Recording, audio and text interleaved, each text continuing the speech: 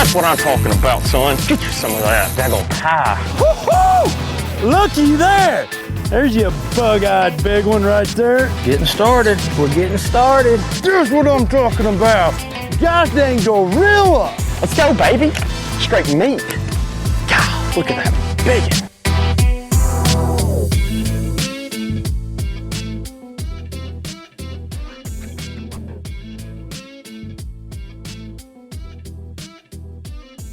All right, everybody, welcome into the BAM Pod. I'm your host, Big Ed, and on the line tonight, we got a guy who, spends a lot of time all over the country. This year was his first year of really just taking a year off. He did 5 years on, taking 1 year off, and he came back to the West where he, it's where he lives. It's where we are. So we're talking to this nice hybrid guy that's, on the East Coast, in the country, all over the place fishing. And then he comes back home and starts fishing here in California again. And on the line is Billy Hines. So Billy, welcome to the show, man. And thanks for coming in.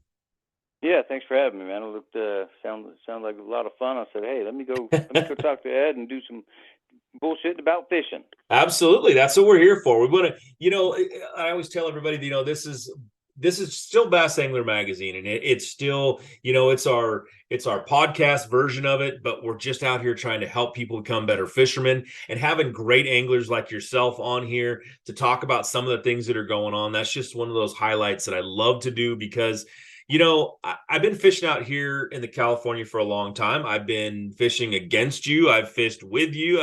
We've been on the same waters at the same times. Mark and I have been out in Berryessa while you're out there fishing and having a good time, and we're doing these things.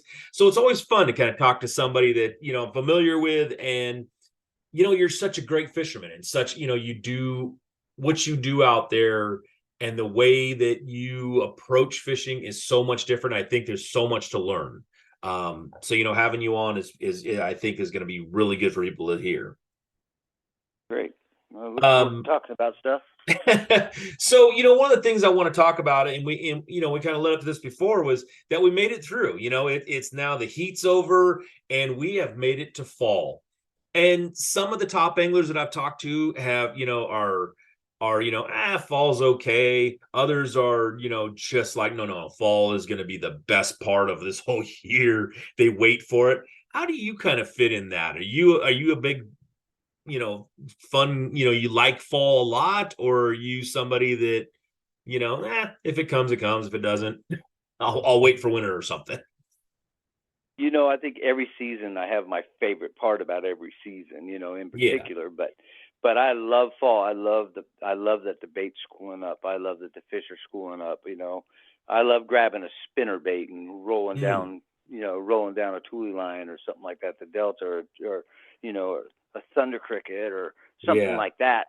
I want to be able to chuck and wind, and that's kind of, you get out of that funk, that summer funk where sometimes you really got to dig for them and finesse, and there's no wind, and them big bluebird skies are hard to catch fish. Well, in the fall when they're schooling up, it's just put a bait caster in your hand and put the trolling motor on wide open and chuck and wind.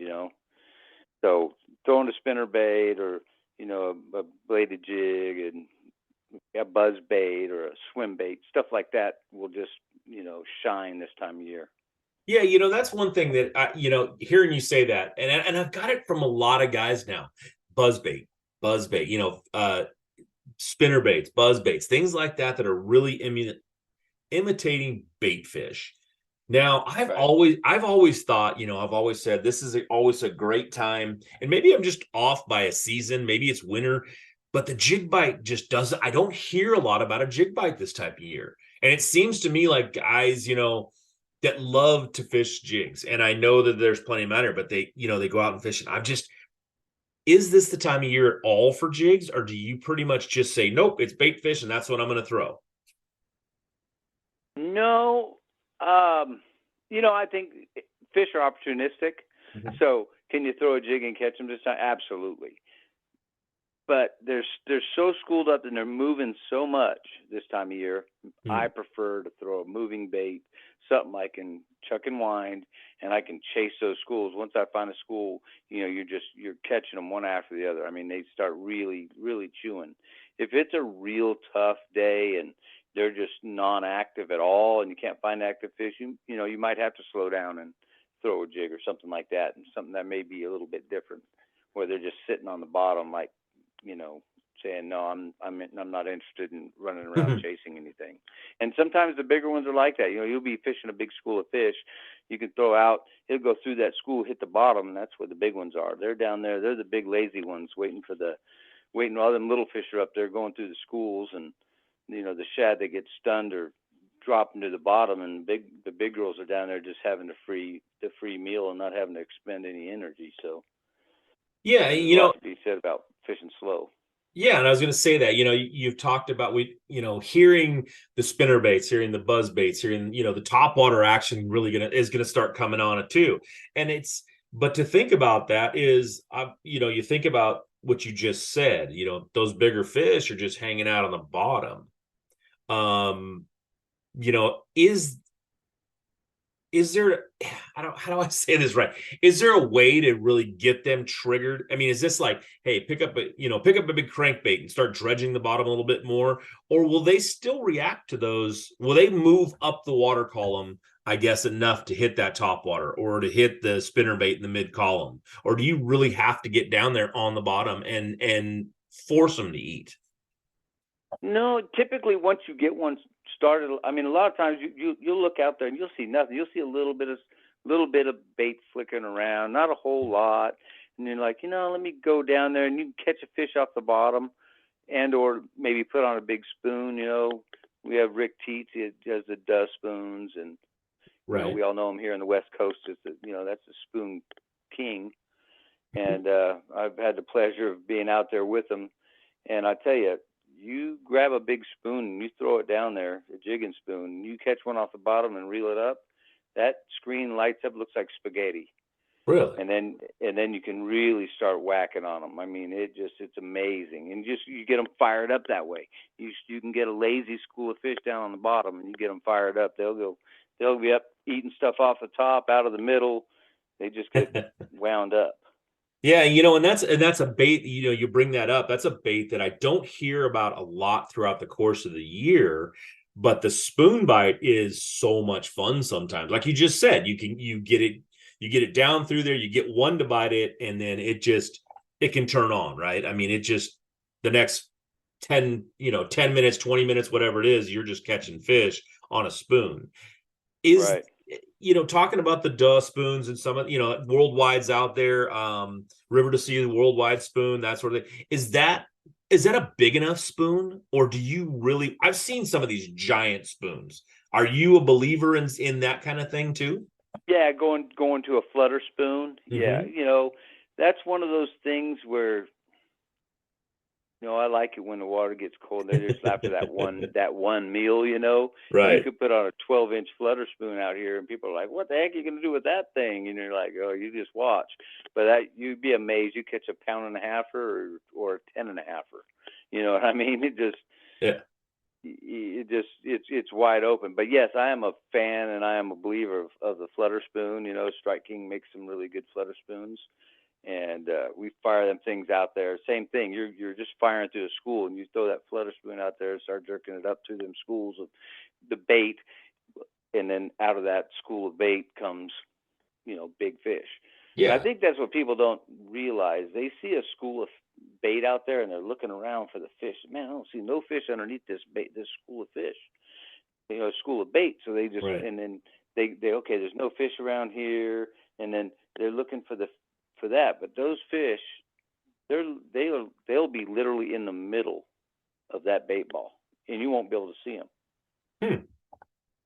That's so it. Until they start feeding, they'll just be sitting there, kind of like lethargic in the middle of that, and then when they start feeding, you'll see that bait ball split up and bust up, but yeah, they'll swim right in the middle of them bait balls. It's amazing. And that's now. Not to delve too far into it, but is that where your, this forward facing sonar, when you're fishing this kind of, yeah, this way, because I've fished spoons a lot. I love fishing spoons. I think it's super fun. For the reason you just talked about, where you just get out there and all of a sudden they just come on and you just go through them. You just start catching fish after fish. I've had great days on it. Is the invent of forward facing sonar, does it make it easier to fish spoons like this?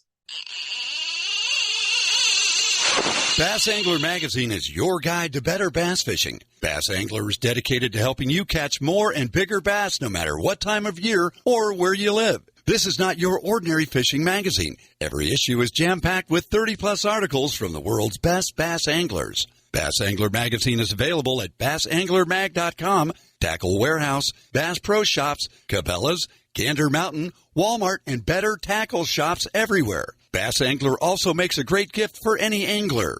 Get Bass Angler today and start catching more bass tomorrow. Visit bassanglermag.com or your favorite tackle shop. This is not your ordinary fishing magazine. bassanglermag.com. Like a flutter spoon, it Yeah. makes it easier. I wouldn't say easier. Okay. It's a new way to fish schools of fish. We've been doing it forever. Mm-hmm. You say you don't want to get into it. It's hard not to get into it. I know. Because it's such a big deal. Right. It's just another tool, and I've heard people, on TV you guys are just looking down the whole time. Well, what did you think we did when we were vertical fishing with 2D? We were looking down all the time too, because you're vertical fishing for 2D. It's the exact same thing. Most of the guys complaining are typically the older people.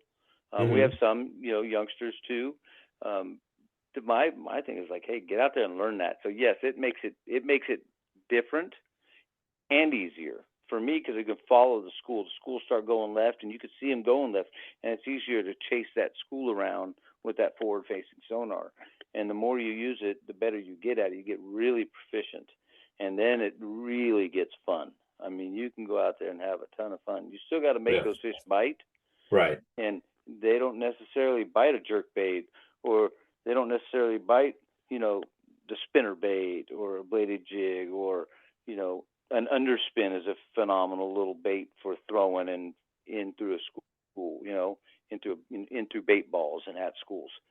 So there's lots of things to throw, and I've done that where they just see them, they come up like they're going to smash this thing, and you can actually see them coming up after you bait, and they just turn and go away. Mm-hmm. You're like, what in the heck is going on? Why didn't he chew that thing? And 3 hours later, you figure out how to get them to bite, and or it's just not their time of the day, sort of like the Delta. You got a 45-minute bite window in an 8-hour day of fishing.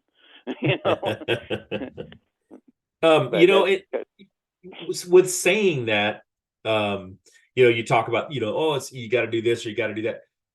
I want to talk a little bit about that spoon bite, because that is one that, you've got me intrigued here on what is the big difference when you're talking about, a smaller spoon, a 3/4, a 1 ounce compared to the flutter spoons.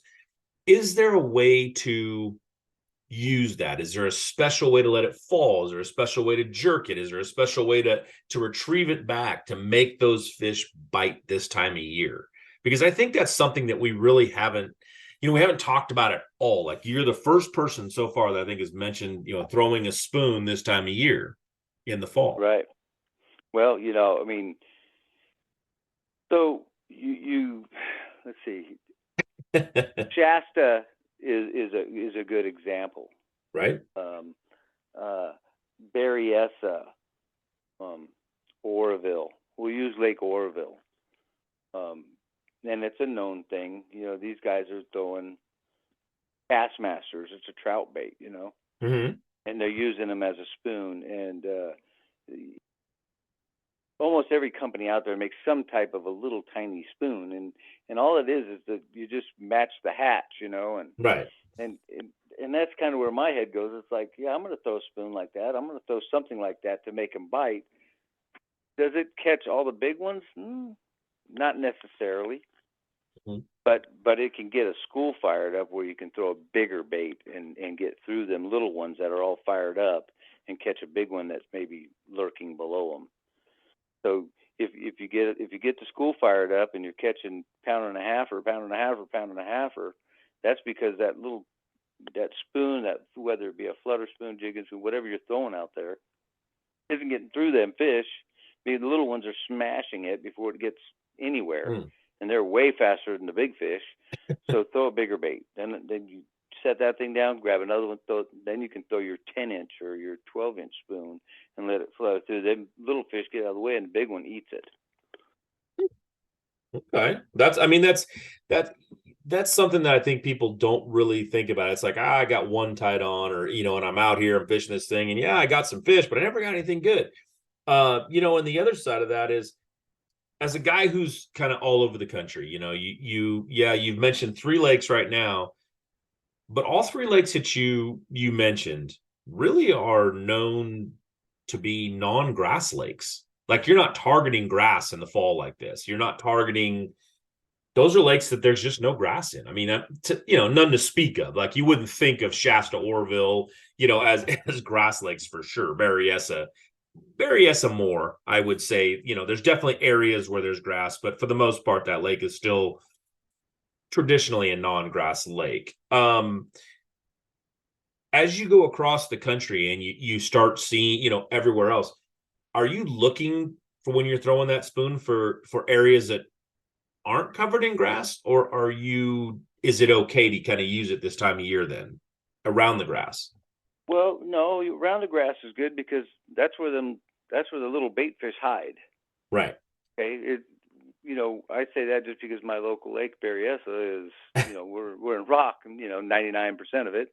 Yeah. But I also have Clear Lake, which is right up the road, and it's got tons of grass and tules and stuff like that, and that's where the bait fish want to hide out. Right. So when you get to those lakes, I'm not obviously not going to throw a spoon and start trying to rip it through the grass. I mean, not really conducive, but it does have some deeper holes, and you might be surprised what you can find out there. But like Clear Lake, I've got a tournament coming up, and it's definitely no secret this time of year. You grab yourself a trash fish and a buzz bait and maybe a nice spinner bait, bladed jig, and just go to work. Get them tule lines in front of the creeks and go running around. You'll find schools and load the boat. Catch some toads that way.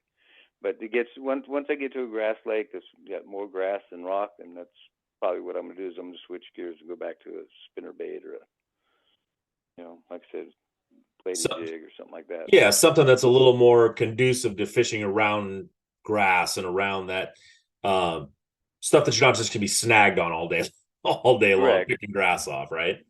Correct. And there is some deep docks there. Like you can go fish around them deep docks, and at Clear Lake, those schools of bait fish get around those docks. You can throw a spoon in, a little flutter spoon in there, and just start flutter spooning right down through them docks. Absolutely, have probably one of the best days you've had fishing. A lot of times we use a lipless crankbait and throw it in there. Yeah, it acts like a spoon. You just let it flutter down and pull it back up and let it flutter back down. Yeah, and that's another bait that I think a lot of I think it's so interesting this time of year, because everybody's talked about bait fish and the way they're schooling up, and they and I've heard a lot of different things, and mostly it's buzz bait, spinner baits, spooks up on top, things like that. And and I'd love to tell tell the listeners out there, it's like, hey, there's also a ton of other baits, and one of the ones you just mentioned, that lipless crankbait, is one that I find from now until probably January and February, that thing can be deadly, especially on lakes like Clear Lake, the Delta, even Shasta, Clear Lake, Orville, Orville, things like that. That bait can that's a go. Damage. That's a go too. Once fall hits, this is the deal. You better have your underspin on. Mm-hmm. You better have your lipless crankbait, your red eye shad, whatever it is you decide you want to throw. A spinner bait. Me, a thunder cricket, which is, bladed jig. Also a jerk bait. I'm going to have a jerk bait on for sure. Okay. And depending on what lake I am, that'll depend on, whether I'm throwing a deep diving jerk bait or shallow jerk bait. Yeah. So clear lake, I'm gonna put on a little short bill and have it dancing around in front of the tule lines or in the cuts and stuff like that, and just kind of ease it through there and have a ton of fun on that too. So those are like 5 baits that are absolutely 100% on the boat. Yeah. That's the starting lineup, That's your and starting lineup for fall starting right there, lineup, huh? and the rest are over in the bench, Yeah, because I mean, you're a guy that.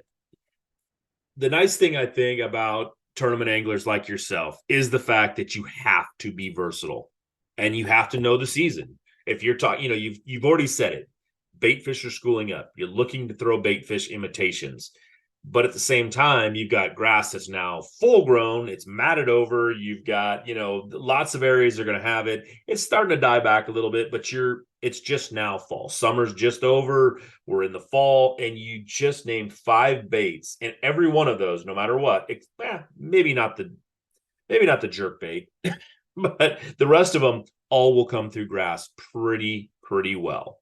So if you're fishing around it, if you're fishing through it, if you're fishing over. But at the same time, what I'm noticing is all 5 of those baits would do pretty well if you were on a body of water that maybe didn't have grass at all. So I don't care where you are in the country. If you find yourself fishing, you name a lake, and you're in Oklahoma, you're in Illinois, you're in, wherever, those 5 baits that you just mentioned seem like that's pretty standard for any body of water that you're going to be fishing. Would you agree with that? During the fall, absolutely. Yep, yeah. Absolutely. Another thing I'd say, like I'll have 8-10 rods on each side all the time. And people are like, well, you don't need all those out right now. You keep some in your. I like to have more room on my boat. Blah blah blah blah blah.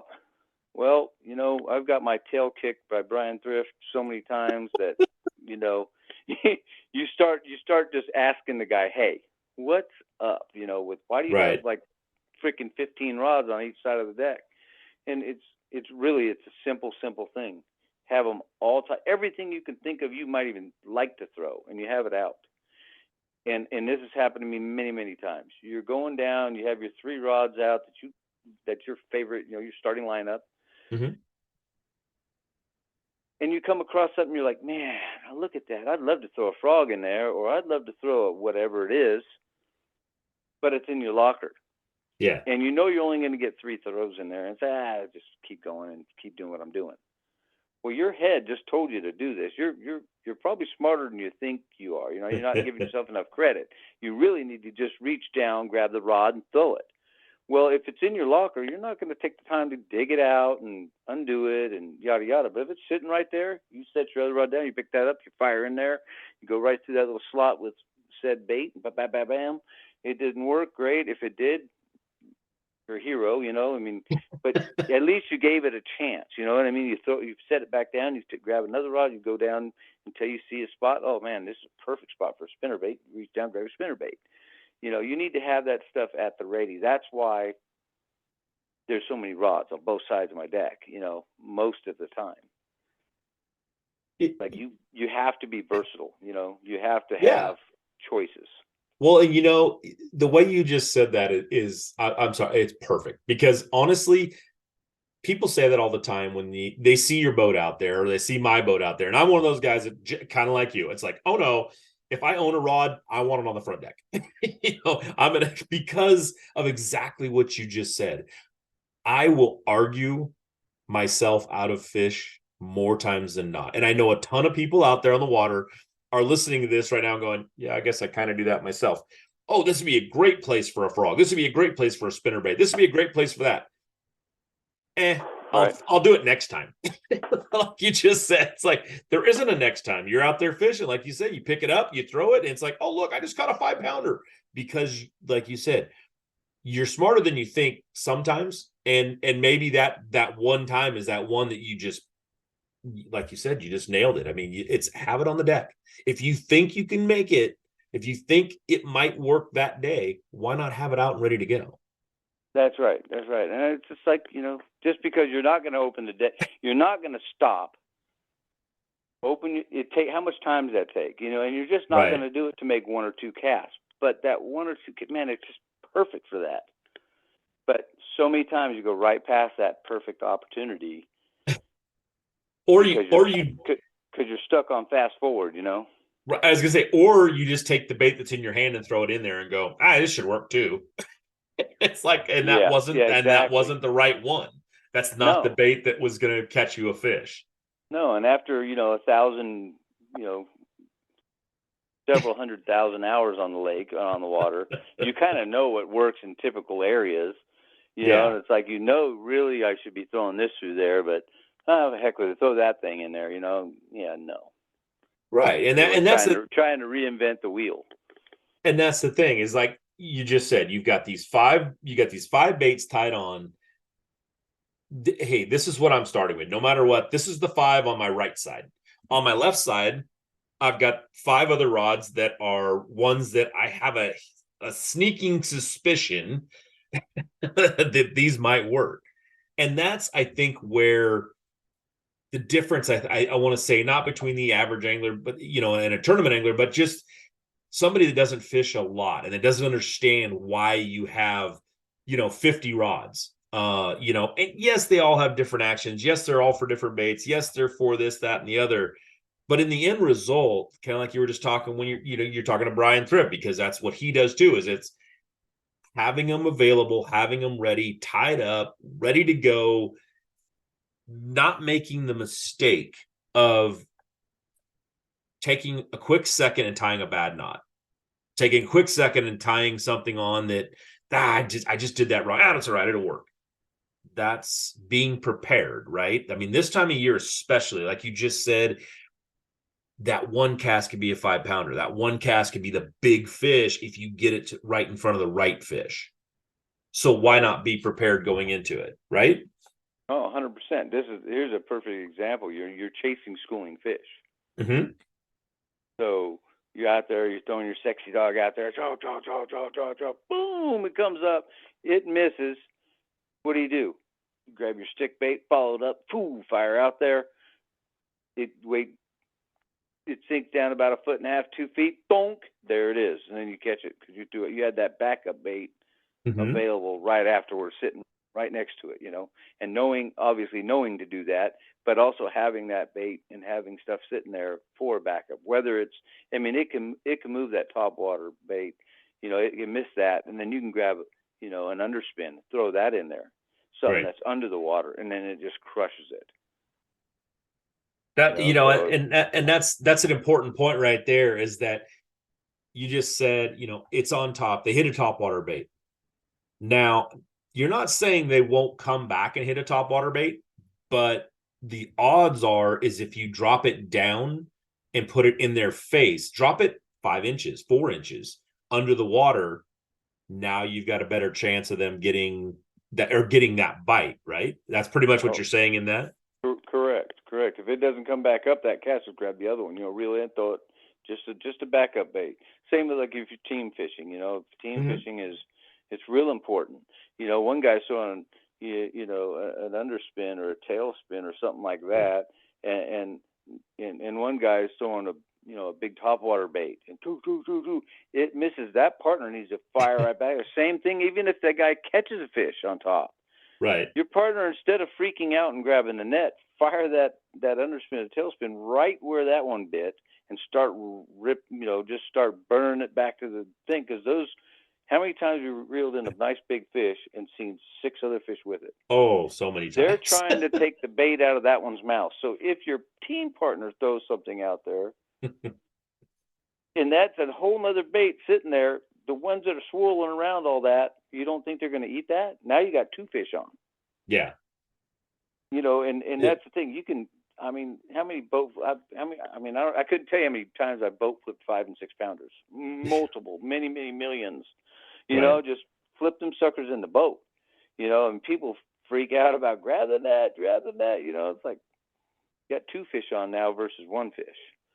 You know, and you can net by yourself, while your partner's, you know, fighting the other one. And I mean, there's just lots of techniques in fall fishing, you know, and like I said, it just gets my blood pumping. You know, I'm ready to go fishing like right now. I'm ready to like hang up on you and go hook up the boat. And Hey folks, Randall and I want to talk to you real quick about choosing the right electronics mount for your bass boat. Mark and I have been partnered with Bass Boat Technologies from the very beginning, and we know the quality and effort that Van Foster has put into this company. Custom, that's the one thing that I think about whenever I think of Bass Boat Technologies. Van Foster has spent years, not hours, years perfecting these mounts. He works with just about every bass boat company out there, most models for every bass boat company out there. He has spent the time working on these bass boats. So what you get is a custom fitted mount, not some mass produced universal mount for every bass boat out there. Van makes them custom fit for your bass boat. Bass Boat Technologies also makes a lot of other custom parts. Seat pedestal plugs, tool holders, steering wheel spacers, and battery trays are all made with the same attention to detail that Bass Boat Technologies is known for. Bass Boat Technologies is a vital part of our livelihood, and it's very important to your overall boating experience also. Absolutely, and that's why we choose Bass Boat Technologies. Check them out at bassboattech.com. You'll be glad you did.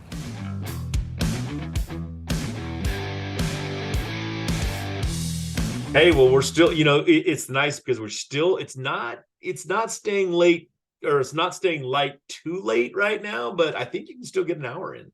You're not that far from the water. Exactly. Well, you know, right, you know, I belong to the Dixon Boat Club out here, and you know, it's our little local boat club that goes out right here in the Delta, and it's about 20 minutes from the house. And so many times at, you know, 3 o'clock, 4 o'clock, got the guys, you know, it's almost quitting time, so I just jump in the truck and fly over to the boat club and just go fish for 2.5 hours, 3 hours before dark, and striper fish. There you go. Man, I get striper fishing, striper fever this time of year, you know. Yeah. They're the same thing. They're out there schooling around too, and you start getting on those things, man, it's too much fun. Yeah, I think people forget that out here in California that we even have stripers. You know, it's funny because the Delta's right there. We have the ocean coming into the Delta, getting in there, and those bass are, you know, those stripers are moving up, and it's a good time of year to catch some nice stripe. I mean, 25 to 50 pounders. You know, and that's I've caught a 50-pounder, and you don't see many of them in the West. You get East Coast, that's like a, you know. Yeah, that's a coal fish. You know, I mean, they have giants back east.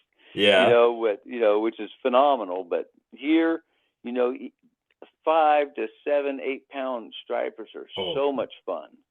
Yeah, I mean, they're pull and drag. I mean, it's a ton of fun. I mean, it gets you hyped up, especially, you know, top water. You know, I throw a big sexy dog, and that thing just attracts them, man. Go, boom, it'll miss, another one will jump. You'll have 6 of them fighting over that thing, man, shooting it in the air, and then you want to grab it, and it's just, it's too much fun. Yeah. I think that's one of the funnest parts about this time of year too, when you're talking about tidal influence water, like the Delta, like the Louisiana Delta, like the California Delta, is that you're talking about, you know, you take that sexy dog out there, which is a top water bait, you know, and you're throwing that out there and you're working it, and your first cast and you catch a 4-pound largemouth. Your second cast, you catch a 4-pound striper. The third cast, you catch another striper. Then you catch a bass. Then you catch it's so crazy how out here in you know, those kind of waterways, it's just pretty much wide open on what you're going to catch on those baits, you know, this time of year. And I find that to be one of the most exciting parts about fishing, you know, in the fall, is not knowing exactly what you're going to catch. Like a box of chocolates, you know what I mean? Yeah, exactly. I mean, how many times have you been out on like Clear Lake, or, you know, I've done it at nights on like Collins Lake, and I'll be throwing a buzzbait, you know, in the evening, and I catch like a 12-pound catfish. You're like, wait a minute, what? How does this work? Clear Lake with swim bait, same thing. You know, you throwing a swim bait, and all of a sudden, boom! Oh man, that was big. Boom, and it hits again. And for some reason, it's just not getting. Then all of a sudden, it does get it, and it's like, Yeah. oh, it's the one for about 10 seconds. Then you start seeing your line doing donuts, and you're like, Yeah. oh man. I got a 20-pound catfish on here, and at first you're Yeah, kind of 20-pound disappointed. catfish on my $300 bait. Exactly. It's like, and at first you're kind of disappointed, and then it's like, well, it is a 20-pound catfish, right? Yeah, exactly. It is bending the rod pretty good. Yeah, and I think that's, one of those things that you've mentioned, but everything has been the same thing. It's like bait fish, trout, trout baits, swim baits, that sort of thing. Talking about, I guess, all over the place, all over the country, all over, swim baits is one that I don't think people, well, I can't say that anymore. Like, I think swim baits are just wide open everywhere nowadays. I mean, it's not like it was in the past where, you thought swim bait, you thought of California. I think nowadays they're everywhere. I've seen them in Massachusetts. I've seen them in Florida. I've seen them in, Alabama, that sort of thing. Is this still a time of year that you start throwing them and then wait for winter to come along? Or is it more of a, and are you throwing more trout, or are you throwing something different this time of year for, for that's a great question, because, I'm not necessarily throwing a big trout swim bait out in the Delta, or a big trout swim bait in some of the lakes back east that have big herring. When they're herring lakes, you kind of want to match the hatch. If they're a kokanee lake, then you're going to want to throw a kokanee.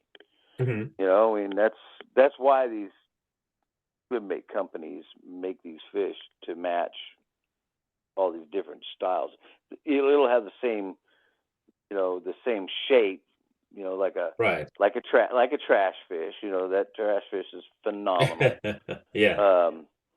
Benno had done those guys up there had done a phenomenal. It's out of Clear Lake, and they've done a phenomenal job with that thing. It flat works. You get that light hitch color, and it matches the hitch that are up there, and then they have different colors available. And same with Huddleston. Same thing with Huddleston. It's the same shape, just painted a different color, or poured it in a different color so that it matches what those bass are eating. Now, let me ask you that, because I know the trash fish, I've tried to fish them. I've never been greatly successful with them, because I've never gone out with anybody that really throws them a lot and fishes and catches a lot of fish on them. I know some people, and they swear by them. Right. I don't hear about them back east that much. Is it something that's making its way that way? Is it? It has already made it that way years ago. And, Skeet was a big part of getting Berkeley on board to make their version of it. And that's because he had some success back east, throwing it in a tournament, and then it just kind of caught on. And so, yeah, it's definitely been sold to people back east. I think that it still has, and there's still a lot of people back east that don't throw them, that need to maybe have some education on it. If they had the opportunity to go out with somebody that can throw a big swim bait, and even a small swim bait, it's just amazing what it can produce. You have Zaldane back there, and that guy loves throwing the big baits, and you've seen him do it. You got places like Lake Fork where you can really just do some damage, but it's also one of those baits where you're hero or zero. I mean, you might absolutely just fall straight on your face if you think you're going to a tournament and just throw that the whole day. I mean, you better have somebody in the back of the boat catching fish, because you may only catch one. It might be a big one, but it could be a 12-incher. It's amazing. The little fish have guts, man. I mean, it's amazing I've thrown some big glide baits, like 16-inch, Kincannon's baits, he makes out here, big 16-inch glide bait, and wow, and it's like a 2-pounder. I'm like, what did you think you were going to do to that thing? The bait is bigger than you, and I mean, we've all done that, right? You're out there throwing a topwater stick bait, and boosh, and it's freaking thing's only 6 inches long. Oh, You know, yeah. and it's like, and it got the whole entire hook in its mouth, all 3 trebles. It's like, what were you doing exactly? You know, just amazing. Oh yeah, I remember the first year Huddleston came out. I was on Clear Lake. I had a tournament up there, or not Clear Lake, Shasta, and I was up there. I had a tournament going, and I'm like, nope, I'm going to buy this thing, and I'm gonna throw it, because if it catches me a great big fish up there at Shasta, you know, you walk away with, you know, you catch a 5-pounder up at Shasta, you're getting a check no matter what, and probably the win. Yeah, you're golden. Yeah. Right, you're fine. So it's like, okay, so I grab this thing and I come up to this beautiful point, and I'm like, nope, that's it. I'm throwing it right there. And it's $25 when they first came out, so of course I've got it on braid. So I lose the first one. Exactly. It's still in Shasta somewhere because it broke off. It's like, and I'll be retying a different one. And so I throw it back out, and as soon as it hits the water, I crank it 3 times, and this thing just wham loads up. And I'm telling my partner, get the net. I got a giant on. I just know it. Well, it comes up, and like you said, it was like a basically 2-pounder. I don't even remember if it was that big, but it was 2 pounds. It was like, really? I paid, you know, now I've paid $50 because I lost one already. But I've got this thing, and it's just, but like you say, bass are so ferocious that they will just eat what they want to eat. I can eat trout. Yeah, no, they're like killer. I've always said if we had spotted bass had teeth and lived in the lake and grew as big as a great white, there would be no skiing. No. There'd be no motorboats because it would eat a great white. You know what I mean? The great white would have nothing on a spotted bass if spotted bass got that big. No, I mean, it's crazy to think that we swim with them now. Yeah. How people don't lose more toes, I don't know. Yeah, right. especially out here in places like Bullard's Bar, you know, where you got these 6 and 7 pounders swimming everywhere, 9 pounders, 10 pounders. You know, how many world records have fallen at, you know, Bullard's Bar, and it's like, oh, and why are we swimming with these things? Yeah, right. You know, so, but like you said, but it's one of those things. You know, this time of year, you're matching the hatch, you're fishing. You know, you're fishing for bait fish mostly, to get down to, and like you said, throwing those spoons. It's so critical this time of year to kind of see that, you know, to hear that's somebody talk about spoons, first of all, because that's it. And I think, now agree with me on this or not, but I think spoons really do shine too, as like you said, I think you said the water gets colder. So as we're starting to get colder and colder and colder and colder, they're just going to get better until it finally just bottoms out, right? Oh, 100%. That's what fall is. Mm-hmm. You know, fall to me is that's the start of, you know, the cooler weather. It's coming in. It's getting a little darker, a little sooner, which is keeping, you know, everything's turning the water temperature down.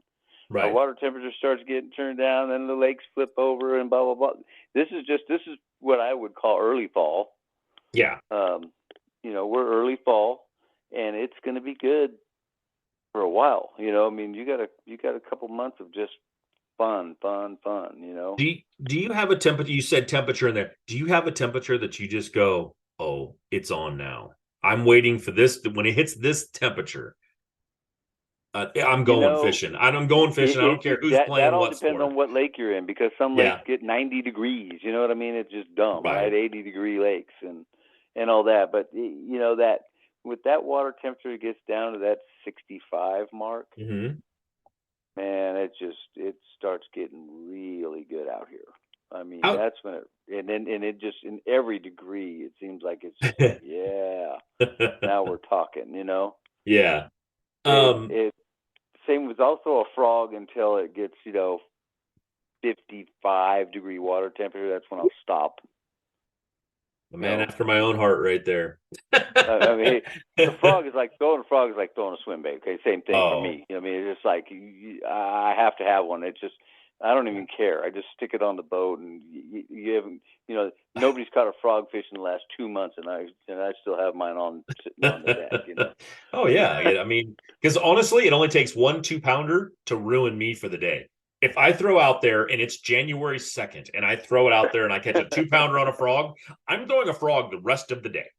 Yeah, right. No, that's why you just need to have a round trip ticket to Florida. Right. You know, and you leave, you go there on January 1 and you stay till like, end of February and you come home. I don't know, because by then they're spawning and then I get really ruined. Well, they're spawning, January, February, right? They're right. spawning. So you get the whole gamut. You get the pre-spawn, spawn, and the post-spawn, and then you go home. Tired of searching through ads to find bass articles in your favorite fishing magazine? Well, we have a solution for that. Introducing Bass Angler Magazine with over 30 articles in every issue, filled with tips and techniques to help you catch more fish. Follow the pros as they publish the most up-to-date seasonal methods to catching bigger bass.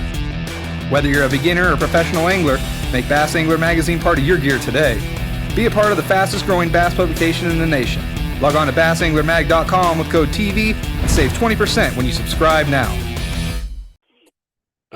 Yeah, I don't know. Like you said, I think you're working me up. I want to go fishing now. And it's one of those things. It's like, I just feel for this time of year, that this is that time of year when you can just get those big fish, right? And now, I know that spring is the time that everybody thinks about catching the big ones. But right. Are there really good fish this time of year with that water temperature getting down to that 64, 65, 66? Is this the time of year to catch some bigger fish? Can you focus on just big fish this time of year? 100%. Mm-hmm. Yeah, they're getting ready for the winter. Yeah. And I've caught some of my biggest fish in October. So you can definitely catch some big fish in October. I mean, they come up and they want to eat, especially Clear Lake. You're going to start seeing some big ones. I mean, right now, it's hard to catch anything but 4s and 5s, it seems like, they're just eating. Well, there's big ones are eating too. They're eating crappie and stuff like that. You know what I mean? So you can go off some of those deep ones like shag or, you know what I mean? Right. But you have to kind of commit to those fish too, to trying to catch those big ones. And you want to do that on a fun day, because those guys catching, 5-pounders and culling 5-pounders and 6-pounders. And those are the guys that are going to come in with that solid weight both days. Where if you just swing for the fences and, I'm only going to throw for 10-pounders, and right. Might, but meanwhile, they've caught, they're at 30 pounds and, you've caught 1 8-pounder. Yeah. And it's like, well, it was fun, but you're not going to win no tournament like that. And when you talk about that time of year, because I think people do that a lot this time of year too, is thinking about, oh God, I gotta catch big fish. But the consistency of catching maybe a 5 or a 6, knowing your lake that you're fishing. Like if you're fishing Berryessa or if you're fishing Shasta, those are 2 very different lakes that you're going to be fishing for size wise. I mean, you better have 25 pounds at Berryessa. You probably only need about 15 pounds at Shasta.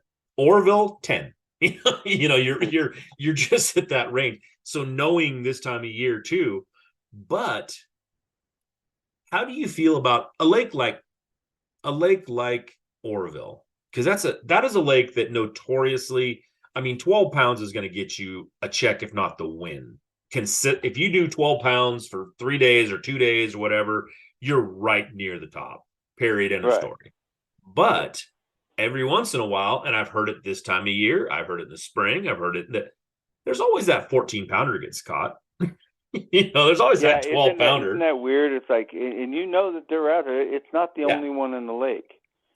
And you don't hear about that many of them, but I think it's because people aren't really fishing for those fish. Right. And that's one of the things that I was going to ask you about is a lot of times when I hear about those, they're caught, you're talking about a spotted bass lake. Orville is a spotted bass lake. I don't care who you are, what you are. That's a spotted bass lake, but it has smallmouth and it has largemouth.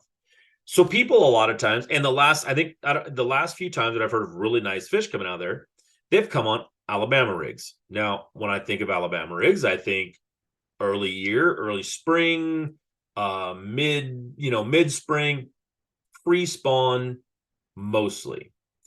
Why is it that everything you've talked about, underspins, lipless, spinner baits, thunder crickets, jerk baits, but in the fall, no Alabama rig?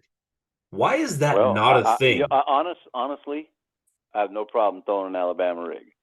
Okay. My problem is I've just got off tour for 5 years, and we're not allowed to use Alabama rigs. So that kind of went completely out of my brain power. It's like I'll get in these tournaments, I'll see guys throwing an Alabama rig. Damn, I forgot I could throw that. Meanwhile, I don't have one on the boat tied up. And it's like, oh man, I could have been throwing that. Because I really enjoyed that. That bait has its place. But for me, and I hear a lot of people saying this. It's not just me. So, but it seems like once the spawn is over, I hear so little about that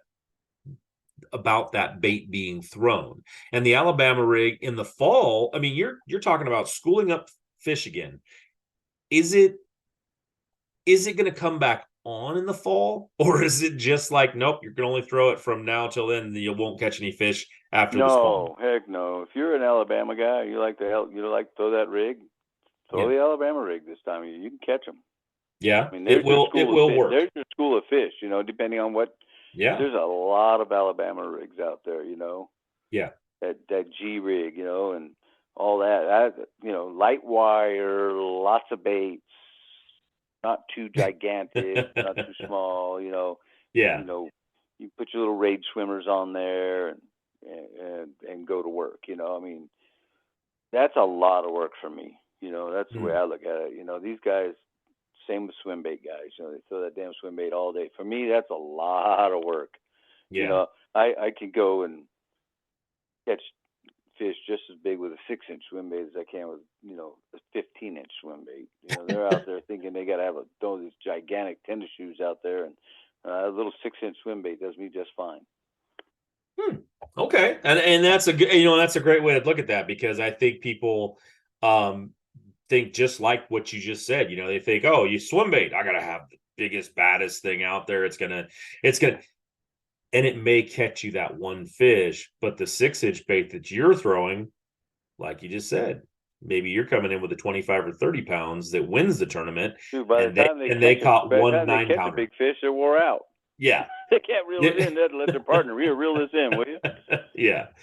And that's part of it. So, and there's one little key I was going to say when you were talking about, making sure that your partner is, remember everybody, he was saying team partner. So if you're just an angler in the back of the boat, if you're one of the AMs that they draw, don't start throwing at those fish.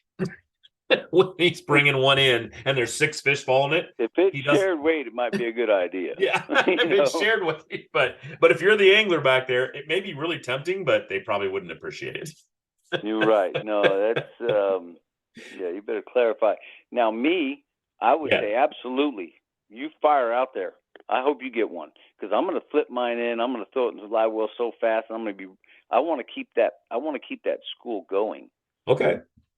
So let that guy catch one. If there's 30 fish in that school, I don't care. Let him keep the school fired up, because you catch that one, then you don't sit there and fire back out, and the school dissipates, and then it takes a while for them to come back together, and then you can fire out there again. Now, if it's a small school, and that's the nice thing, going back to forward facing and blah blah blah. But a lot of times you can see the schools under you in 2D also. It's the same stuff. Right. So you got a school that's got 6 or 8 fish in it. Yeah, maybe not. But you get a big mega school with 30, 40 fish, and they all look like they're the same size. Keep that school going. Keep firing. Fire out there. Keep that school going. Well, I throw mine in the live well. You'll catch one, and I'll throw out there. We'll load the boat, and both have a really good limit and have a good story to tell. Yeah, there's something you don't really hear a lot of times, right there. Is somebody that's a great way to think about it. Like you said, keep, as long as it's not, hey, there's 3 fish over there. It's if there's a big school, you got 20, 20, 15, 15, 20, maybe 30 bass out there swimming around. You need to keep that school, going up, because like you said, they'll die off, they'll stop if you catch one out of it, and all of a sudden you got to throw back in and get them fired back up. They're, maybe they don't, maybe they dissipate, maybe 10 of them go this way and 10 of them go that way. But if you keep that thing going, I have honestly, I can say I've never heard a pro angler say, no, I'm okay with you throwing back in there. And now we're not condoning that right now. I'm just saying that, no, Dad, you better get that okayed, or you better learn how to swim. If your specific angler that's in the boat with you tells you it's okay, then it's okay. But other than that, like you said, it's because swimming is this time of year, the water gets colder. We're starting off on a different tangent of of co-anglers and some of the rules and all that. And I've got lots of topics on that and thought processes that I go through, and with having a co-angler and somebody in the back of the boat with me. Well, I'll tell you what, Billy, later this year, or I guess earlier in the next year, before tournament season comes around, maybe we'll have that conversation. I'll have you back on, and we can have that conversation about what some of the etiquette that people should learn and know, because it's at the end of the year now. It's just championships is all we have left, and who cares about championships, right? Right. Yeah. Whatever. especially if you didn't, if you haven't qualified for them. So then you're really not caring anymore. You're kind of pissed because, man, I missed it by 4 points, And I got a couple friends that didn't do too well, and it's like they're a little upset. I'm going up to Clear Lake for a championship, and they're like, "Oh man, I missed by 4 points," and blah blah blah, and Yeah. Well, and it's that time of year, and it's. But one of the things I do want to talk about a little bit with you, because you've had this anomaly right now where you had 5 years you were on tour. Touring the country, going to some of these, some of these places that you like to go, some of the places that you just have to go because that's where the tour's at. And now you're coming back and, you took a year off and you stayed local, you stayed home, got to spend some time with family and do things like that. And next year, we have some big changes coming to California. We've got some big changes coming to the West Coast in general. Are you going to choose to stay local here? Are you going to go back on tour, or what's your decisions here? Well, no, the way I look at it, you got MLFs coming out here, the Toyota Series and stuff like that. There's plenty of stuff to fish out here. A guy can make a living in the West. If you play your cards right, your social media is doing well, and and you got to stay relevant. A guy can actually do pretty well out here now, because there's more stuff coming up with the one bass. Billy Egan running the one bass stuff, and the one bass drawing the boats that it does. That's turning out well. And now we got Mark Lassane, getting his stuff started up, which is fantastic because we lost one. I had a lot of good hopes for it, and it did well for its time. And then, just like many other small businesses in the country, stuff happens. So I was not one of those guys on the bandwagon beating my chest, and talking bad about people in a individual. It's just one of those things, it's unfortunate it happened. Things could have been handled differently. Absolutely. Unfortunately, it got out of hand, especially on our illustrious, social media platforms. And, well, of course, and people going crazy, making us look bad out here in the West. Like, what are these guys doing, and just as a whole, I don't think was a great idea. But anyway, that's down the road, and we've got some good tournament trails coming up. We've got some good team trails that are going. For guys that are up and coming, wanting to be in bassman, we've got Future Pro and BBT, and it's a good starting platform for them. And then, like I said, we've got some good, pro-am tournaments going, and some good team tournaments. You got ABA is probably the most underrated one, and their payback is fantastic. They just, they've been kind of out of. They're not really strong in the limelight. We need to do something to pump that up, And got new director out there, and she's been doing a fantastic job. And what's that? Well, and you mentioned something that before the show, you mentioned something that is very intriguing to me, because I think it is what is missing a lot out here in the West. We don't have much TV coverage. We don't have anybody, and I think part of it is it's very expensive to do out here. Right. And it's tough. I mean, if you live in California, you're just poor. It just is what it is. Yeah. It's tough out here. But when we talked about, you turn on the TV and you watch a fishing show, it's in Texas, it's in Florida, it's in Georgia, it's in, it's east, it's somewhere not here. But Texas East. Right, exactly. And it's one of those things that if people, and you said it, if people got to see some of the water, people want to see Clear Lake, people want to see the Delta, but there's so many places that, and we've talked about a few of them on here, but there's so many places that people just don't know about. And the fishing that's out here, what you can do in California is amazing. I mean, the personal records you could break, the amount of fish you could catch, the different lakes that are small that have monster fish, or just have great fisheries in general, where catching 20. You can go to Orville. If you don't catch 50 fish at Orville, and I'm not talking about giants, but if you don't catch 50 fish at Orville, you're doing something wrong. Right. I mean, that's Barry S is the same thing. Oh, exactly. How many days? How many spring days at Shasta you spend where 100 fish is like, whatever. Yeah. I remember fishing. I remember fishing a pre-fishing for a tournament up there, and some guy posted on social media, "Who's caught 25 fish so far?" I've already caught 125. What are you talking about? Because I was one day at Shasta. Yeah, no, it's amazing. And people, oh no way, you got to count them, and you're like, well, pretty much do that. I mean, it's pretty crazy the amount of fish you catch. But we have MLF. MLF comes out here, with the Toyota Series, and they give it some TV coverage, but you don't really see enough of it, though. I mean, there's not they only have 3 events out here, and and the coverage isn't, it's good, but it's not fantastic. It's not a real show. Bass Angler Magazine is going to have their tournament trail, and they're going to have about an hour per tournament, I believe, on the Pro Tour side.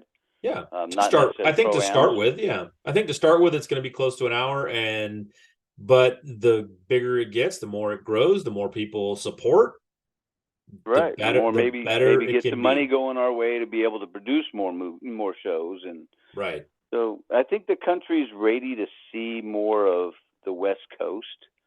I think it's just getting kind of stale out there. I think especially since so many people have left the West Coast and gone east. They're getting homesick. They want to see some of what California has to offer.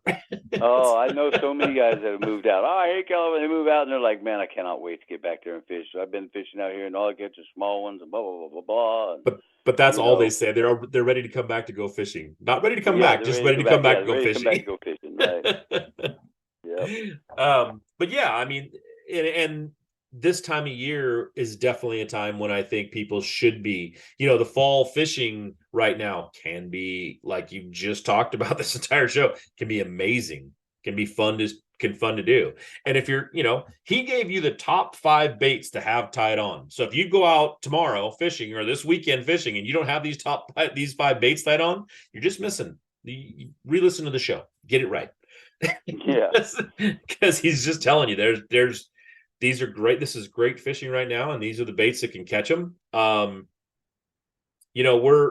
kind of coming to the end of this show, and Billy is one of these anglers that you can follow, you can watch. He does a lot out there. And why don't you tell a little bit about how they follow you, how they, get out there and watch you, what you're doing, and some of the things you're doing. Talk about some of your sponsors. Let's talk about about Billy Hines now. Learn about him.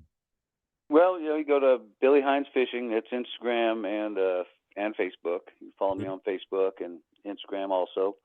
Sponsored by, Gone Fishing Marines, one of my major sponsors, and I would say my title sponsor. They've treated me well for years and years and years. And, most people that have the whole side of their boat one giant decal, they get paid pretty well. Mine isn't always about the money as far as it is about they have stuck by me. He put his feet out first and gave me a boat for like 7 years before I was fortunate enough to win a Ranger and got on the Ranger team, and now I'm sponsored by Ranger, and it's been a phenomenal boat for me, and I really, really like it. I mean, it's just I have next to zero issues. Mercury Marine, same thing. One of those things. You turn the key, it goes. I mean, kind of brainless for me. I like easy. I don't want to have to wonder if I'm going to make it back. And I've just, whether it's, because you always there's problems with everything at some point in time or another. So anybody, it's the only one that lasts forever and ever and never gives you a problem. Everything has a problem at some point or another. I've just been really, really fortunate because I've not been stranded out there, other than, personal fault by running into like a rock or parking it on a sandbar out in the Delta. I've had a couple of them incidences. So, but just wait for the tide and off you go. But anyway, Garmin electronics, that's for me, that's the only, I have no interest in even thinking about other electronics. There's no need for them. The forward-facing sonar is phenomenal. And like I said, the more you learn about it and the more you get into it, the better it is for you. It does not catch the fish for you. So, if you don't like people looking down and on a TV show, they've been looking down for years. They're looking down at, their paper graphs. They're looking down at the flashers. They've been looking down at 2D, and now they're looking down at forward-facing sonar. It's just another tool.